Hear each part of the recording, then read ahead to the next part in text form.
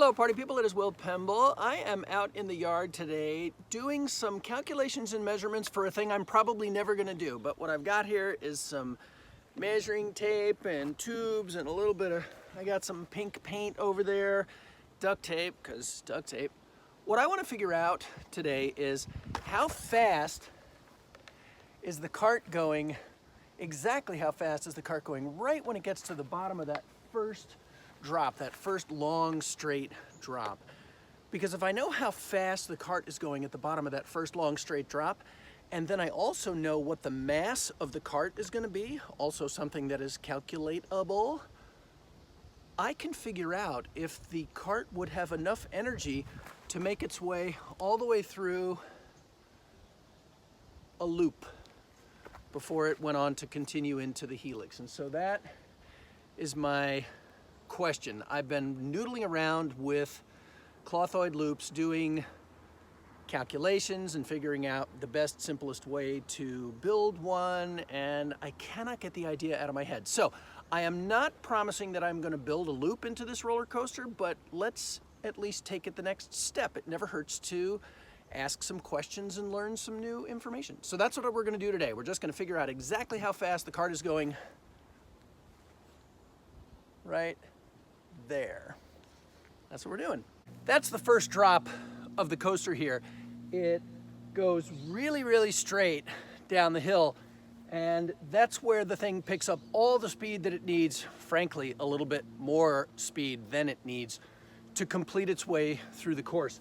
So my idea is that right about here at the end of the straightaway, what if we were to add a loop that went in this way, and then it just kind of continued on into the helix turn? I've got a couple of questions about that. First of all, will the cart be going fast enough for a loop? I can't build a loop much higher than 12 feet high here, so is a 12 feet high loop going to be big enough for the cart to get through? Is it going to be comfortable and safe? Those are some obvious questions.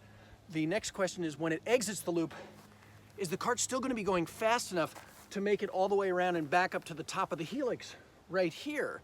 So the top of the loop needs to be higher than the top of that helix there.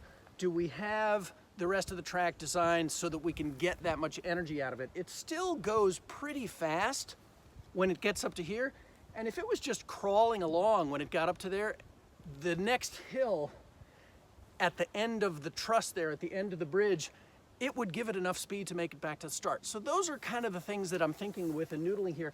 And I also think, because I'm an optimist maybe, that I've got enough room to build the loop here and have it meet back up with the track, so that I'm thinking I can add a loop here and not have to like rebuild the whole darn deal.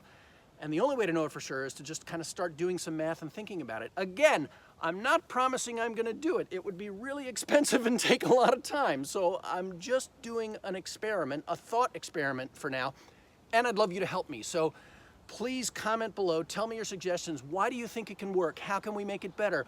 What problems do you think we might run into? Those are some of the questions that I'm noodling with here. So what I'm going to do now is just mark off 5 meters of track. I'm going to mark a spot down there, I'm going to mark a spot up there, and then I will have a 5-meter section of track.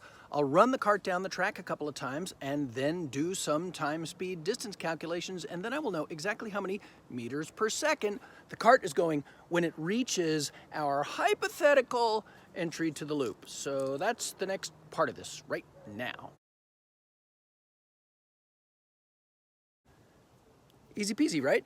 I've got a stripe right up there, and 5 meters later, I've got a stripe right there. That's exactly 5 meters. We're just gonna see how long it takes to get from one point to another. We're gonna do some time, speed, distance. Now, you wait here. I'm gonna go roll the cart down the hill.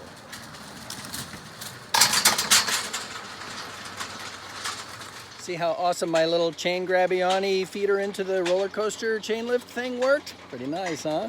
Here we go, down the hill.